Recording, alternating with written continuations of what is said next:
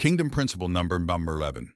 The most important confession any of us could ever make is to declare, Jesus Christ is Lord. There is no such thing as lordship without obedience. If Jesus is Lord, he must receive first priority in your life. Jesus is either Lord of all or he is not Lord at all. Living under a Lord also means giving up all concepts of personal ownership. Relinquishing ownership puts us into the position of full access to all of heaven's resources. Kingdom principle number 12. In the kingdom of heaven, there is no economic crisis and there are no shortages. Every kingdom has territory. Heaven is a real kingdom with a real government. A king is not a king unless he has territory over which to rule.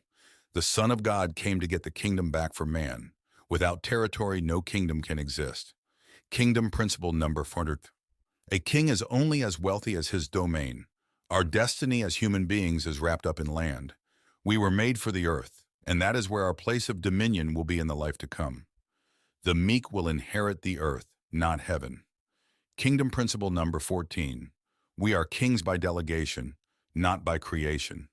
Kingdom principle number 15. God will not intervene in the affairs of this earthly domain without the permission of those who hold dominion authority here. Through prayer, we invite God to act in our domain. In the kingdom of heaven, there are no haves and have-nots. Everyone is a have. Kingdom principle number 16. Every kingdom has a constitution. The constitution of a kingdom is the documented will, purposes, and intent of the king. In a kingdom, the constitution is a royal contract that the king has with his subjects, his citizens. A kingdom constitution is the document that constitutes the king's desire for his citizens. The constitution in a kingdom constitutes the expressed will of the king. The Bible is the expressed will of the king in written form. It is the constitution of his kingdom. The words of the king become the law of the land. The constitution is the testament of the king for his citizens. The Bible comprises God's documented thoughts concerning his citizens, his expressed will, desire, and intent for the human race.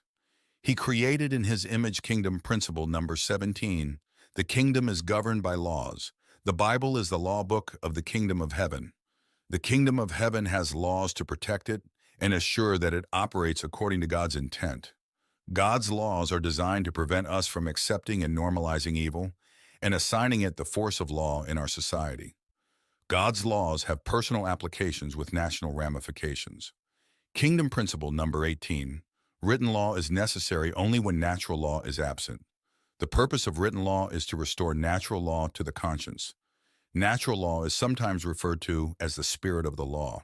Laws produce society because they determine social relationships. The spirit of the law is the inherent essence of the original purpose and intent of that law. Any nation is only as good as the laws it enacts. Natural law is the fundamental operating principle of the kingdom of heaven.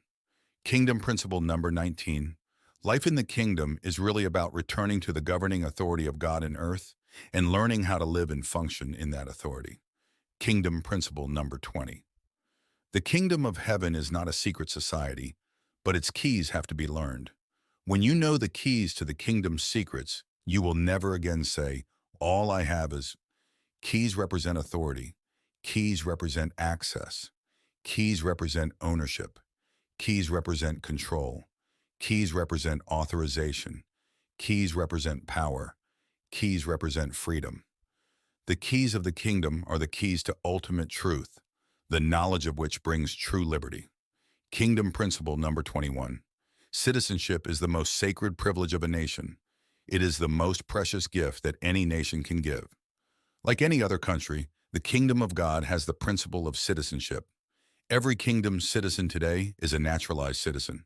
The new birth makes us naturalized citizens of the kingdom. Not only does the new birth make us citizens of heaven, but our citizenship begins immediately. We are kingdom citizens right now. Our citizenship is a present reality. Religion postpones citizenship to the future. Kingdom principle number 22. All kingdom citizens carry dual citizenship.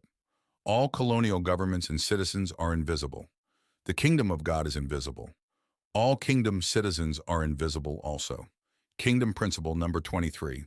Once you understand the culture of a people, you understand the people. Our culture should reflect and reveal our citizenship as being here but not from here, as being in the world but not of the world. Culture is the customary beliefs, social forms, and material traits of a racial, religious, or kingdom principle. Number 24. Giving is a fundamental principle of the kingdom of heaven. God is a giver.